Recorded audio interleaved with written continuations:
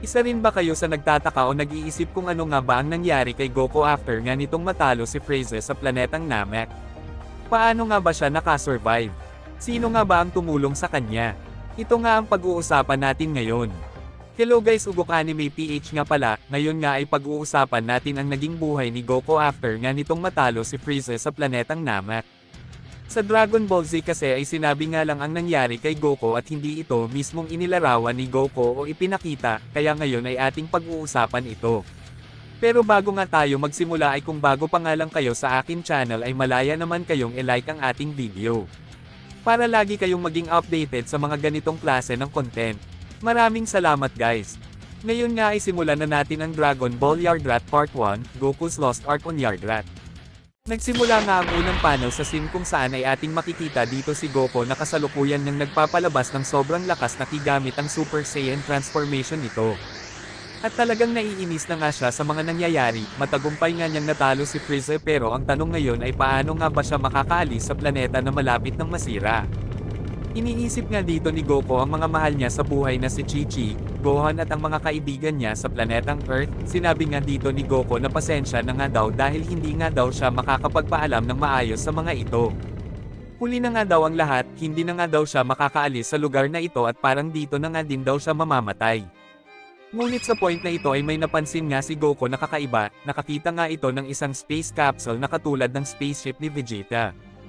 Kaya mabilis na nga itong pinuntahan ni Goku at naniniwala nga siya na ito na nga lang ang last chance niya para makasurvive. At sa pagpunta nga ni Goku sa loob ng space ay agad na nga niyang isinara ang pinto at sinabi nga nito sa kanyang sarili na hindi nga daw niya alam kung paano gamitin ang spaceship na ito, kaya mas pinili na nga lang ni Goku na pindutin ang lahat ng button na kanyang nakikita. At sa kabutihang palad nga ay matagumpay nga ditong napag-ana ni Goku ang spaceship at mabilis na ngang lumipad pataas ang spaceship niya. Sinabi nga dito ni Goku na ligtas na nga daw siya, muntikan na nga daw siya doon. Hindi nga daw niya alam kung saan siya pupunta pero mas mabuti nga daw na lumayo na lang muna siya sa planetang ito. At wala pang ang ilang segundo ay sumabog na nga ng tuluyan ang planetang Namek habang si Goku naman ay matagumpay na ngang nakalayo bago pa sumabog ang planeta na yon. Dahil na nga sa matinding pagod na naramdaman ni Goku ay hindi nga niya namalayan na siya pala ay nakatulog na. Hindi nga din niya alam na siya pala ay dadalhin ng capsule spaceship sa isang kakaibang planeta. After nga ng 6 na araw ay dito na nga nagsimulang lumanding ang spaceship ni Goku sa ibang planeta, sobrang bilis na pagbulusok na ang nangyari sa spaceship ni Goku. Nakita nga ng isang mortal mula sa planeta na yon ang mga nangyari. Habang ang ating bida nga dito na si Goku ay matagumpay na ngang nakalanding sa planetang Yardrat at wala pa rin itong malay, pinuntahan nga ng mga mortal ng planeta na ito si Goku at nagulat nga sila na makita nila ito. Sinabi nga ng mga ito na isang stranger, mukha nga daw na malubha ang kalagayan nito. Sa kabilang banda naman ay napunta ang scene dito sa capital of Yardrat. Salita nga dito ang mortal mula sa Yardrat at sinabi nito na greetings nga daw sa stranger na ito. At nang makita nga ito ng ating bida ay nagulat nga ito at sinabi na lang nito na hi, dito nga ay tinanong ni Goku kung nasaan daw ba siya, at sino nga daw ito. Sagot nga dito ang Yardratians at sinabi nito na ang pangalan nga daw niya ay Nori, ito nga daw ay kasalukuyan nasa planetang Yardrat. Sagot nga dito si Goku na planetang Yardrat. Ngayon nga lang daw niya narinig ang planeta na ito. Salita nga dito si Nori at tinanong nga nito si Goku kung taga saan nga daw ito at anong planeta nga daw ang kinabibilangan nito. Sagot nga dito si Goku at sinabi nito na siya nga daw si Son Goku at nagmula nga daw siya sa planetang Earth. Sinabi naman dito ni Nori na ang pagdating nga daw nito sa kanilang planeta ay nag-iwan nga daw ng takot sa ilan sa mga kasama niya, kaya sana nga daw ay wag silang atakihin nito dahil sila nga daw ay mga pacifist, gamitin nga daw nito ang available na oras nito dito para nga daw magpagaling at maibalik ang lakas nito. Sagot nga dito si Goku at sinabi nito na wag nga daw mag-alala ang mga ito, gusto nga lang daw niya na gawin sa ngayon ay ang makauwi sa kanila. Sagot nga dito si Nori at sinabi nito na sakto nga daw dahil nandito na ang bago nitong damit, yun suot daw kasing damit nito ay nasira na talaga. At sa moment na ito ay mabilis na ngang nagbihis si Goku at sinuot na nga nito ang damit na ibinigay ni Nori sa kanya. Nang makita nga ito ni Nori ay sinabi nito na bagay nga daw kay Goku ang damit nila, at pabiro pa nitong sinabi na parang nakita na nga daw niya ang kanyang Prince Charming. Ngunit alam nga natin medyo may pagka-ignorante nga itong si Goko kaya hindi nga niya naintindihan ang mga sinasabi ni Nori at sinabi pa nito na hindi nga daw siya komportable sa suot niyang damit sa ngayon, baka kailangan pa ng ilang oras para masanay ako sa damit na ito. Pero si Nori nga sa mga oras na ito ay tinamaan na nga kay Goko at sinabi nito na kiss me my hero. Sagot naman dito si Goko at sinabi nito na hindi nga niya gusto ang mga ganyan bagay. At dito nga ay sobrang bilis na pagtakbo na nga ang ginawa dito ni Goko at humihingi na nga ito ng tulong sa mga mortal para nga makalabas na sa lugar na ito. At sa moment nga na ito ay nakalabas na nga si Goko at sinabi nito na sa wakas at nakaalis na nga daw siya sa lugar na yon. Pero wala pang ang ilang segundo ay atin makikita na bigla na nga lang nag-teleport si Nori sa harapan ni Goko na talagang nagpagulat kay Goko. Dahil ngayon nga lang nakita ni Goko ang ganun klase ng teknik. Si Nori naman dito ay gumamit na nga ulit ng isang pang teknik na tinatawag niyang paralysis technique na rektang tumama kay Goko. Si Goko naman dito ay nagtataka sa nangyayari dahil hindi nga niya maigalaw ang kanyang katawan. Dito nga ay umatake na itong si Nori ng isang malakas na pagsipa na rektang tumama sa mukha ni Goko. Salita nga dito si Goko at sinabi nito na alam na nga daw niya kung saan nagmula ang kanyang asawa na si Chi-Chi, baka nga daw nagmula ito sa planetang Yardrat. Salita nga dito si Nori at sinabi nito na kahit nga daw saan ito pumunta ay mahahanap at mahahanap nga daw niya ito, hindi nga daw ito makakapagtago sa kanya. Ngunit sa moment na ito ay may dumating nga din na isang pang-Yardratians at sinabi nito kay Nori na tama na nga daw ang pangungulit nito sa stranger na yan at hayaan nga daw muna nito na mapag-isa ito. Sa moment na ito ay salita nga ulit si Nori at sinabi nito kay Goko na see you nga daw mamaya. Salita naman dito ang isang Yardratians at sinabi nito na pasensya na nga daw sa ipinakitang pag-uugali ni Nori. Pero dito nga ay tumawa lang si Goko. Salita nga ulit dito ang Yardratians at sinabi nito na pasensya na nga daw pero kailangan nga daw nitong sumama sa kanya. Dito nga ay mabilis na naghanda ang Yardratians at mabilis na nga itong gumamit ng instant teleportation. At wala pang ang ilang segundo ay nakapunta na nga sila Goko sa isang lugar na talagang nagpagulat sa kanya. Sa moment na ito ay may isang mortal nga ang ipinakita at naiiba nga ang itsura nito sa mga Yardratians. Tinanong nga nito si Goko kung ito daw ba ay isa sa mga member ng Ginyu Force. Sagot nga si Goko dito, sinabi nito na hindi nga daw, wala nga daw siyang kinalaman kay Ginyu at sa mga kasama nito. Sagot nga dito ang misteryosong mortal at sinabi nito na bakit nga daw dumating ito dito gamit ang spaceship ng mga yon.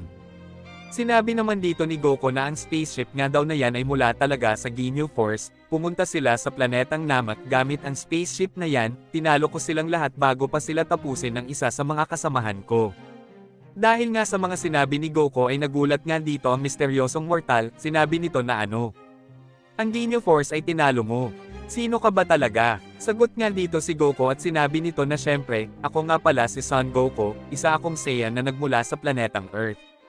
Salita nga ulit dito ang mortal at sinabi nito na imposible nga daw ito dahil ang lahi ng Saiyan nga daw ay matagal nang nawala dahil sa meteorite strike. Sagot naman dito si Goko at sinabi nito na oo nga daw pero nandito pa nga rin daw siya. Salita nga ulit dito ang mortal at sinabi nito na kung buhay ka pa ibig sabihin ay hindi mo pa nakakaharap ang masama na pinuno ng universe na ito. Dito naman ay sinabi ni Goko na si Frieza ba ang tinutukoy mo? Ang naging laban namin ang pinakamahirap na naging laban ko sa buong buhay ko. Ang laban namin ang naging sanhi ng pagkasira ng isang planeta, dahil nga ito sa mataas na pride na meron si Frieza, sinira niya ang planeta na yon at ito nga din ang naging sanhi ng pagkamatay niya dahil nakasama siya sa naging pagsabog ng planeta na kanyang sinira. Sa mga sinabi nga ni Goko ay parang nagdududa nga dito ang mortal at naiisip nito na imposible nga daw ito, si Frieza nga daw ay masyadong malakas, pero ngayon ay tinalo lang ito ng lalaki na ito. Gaano kalakas na kapangyarihan ang meron ng tao na ito?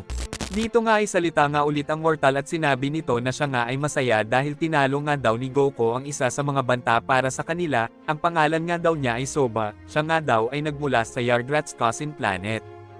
Pero isang araw nga daw ay pumunta ang Ginyu Force sa kanilang planeta at inubos nga daw ng mga yon ang kanilang populasyon. Lumaban ako sa kanila sa abot ng akin makakaya at nagawa ko naman matalo ang isa sa mga member ng Ginyu Force, ngunit masyado silang madami para sa akin at doon na nga ako natalo. Akala nila ay patay na ako kaya nagawa kong makatakas sa kanila at napunta na nga ako dito sa planetang Yardrat.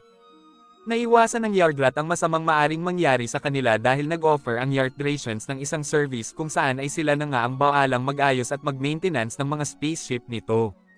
Pero masyadong mahina ang kasunduan na ito dahil naniniwala ako na darating ang panahon na maiisip na nilang atakihin ang planeta na ito. Kaya kailangan kong maging malakas para maprotektahan ang planeta na ito. Pero para sa iyo ang pagtalo kay Frieza ay isang senyales na meron kang sobrang lakas na kapangyarihan. Dito nga ay ngumiti lang si Goku, habang si Soba naman ay lubos na nagpasalamat dito kay Goku dahil binigyan nga daw nito ng kalayaan ang kanilang planeta.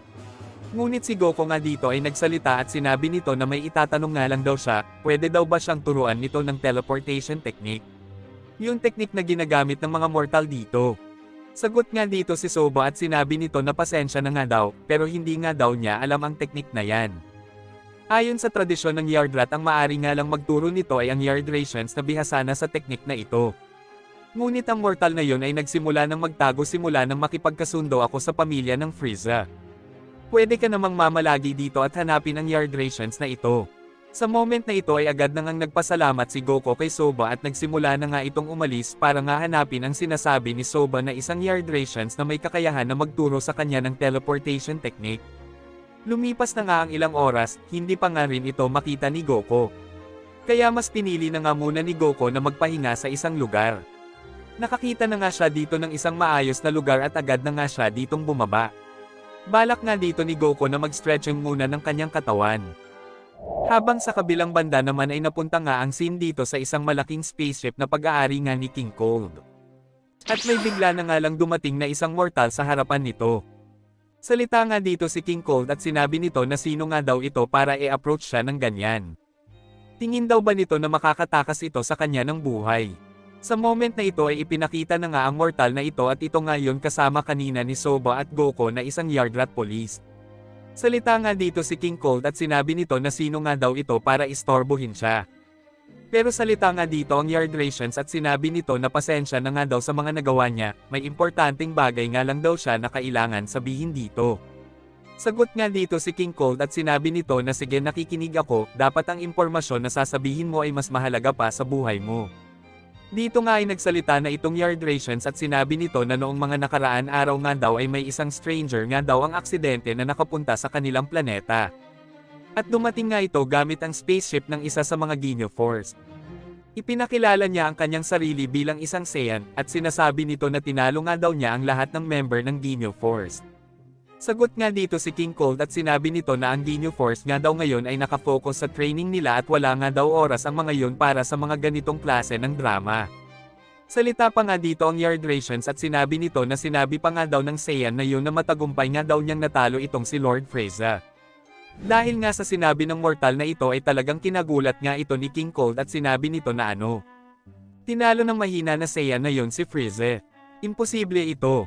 Sa naging reaksyon nga ni King Cold ay natakot nga dito ang Yardratians at sinabi nito na pasensya na nga daw, siya nga daw ay isa lamang tagapaghatid ng mensahe. Galit na galit niyang sinabi dito ni King Cold na ang mga walang kwentang unggoy na yon, hindi ko hahayaan na sirain at madumihan ng mga ito ang pangalan at empire ko. Uubusin ko ang lahat ng mga yon. At ikaw naman tulad ng sinabi ko, hindi ka makakaalis ng buhay dito. At dito nga ay mabilis na ngang umatake si King Cold ng isang malakas na atake na rektang tumama sa dibdib ng Yardratians na nagresulta ng pagkamatay nito. Agad na nga din inutusan ni King Cold ang kanyang mga tauhan na pumunta sa planetang Namek at alisin ang bangkay ng Yardratians na ito sa kanyang kwarto. At dito na nga natapos ang part 1 nito guys. Please like our video guys para ipagpatuloy pa natin ang manga review na ito. Maraming salamat guys.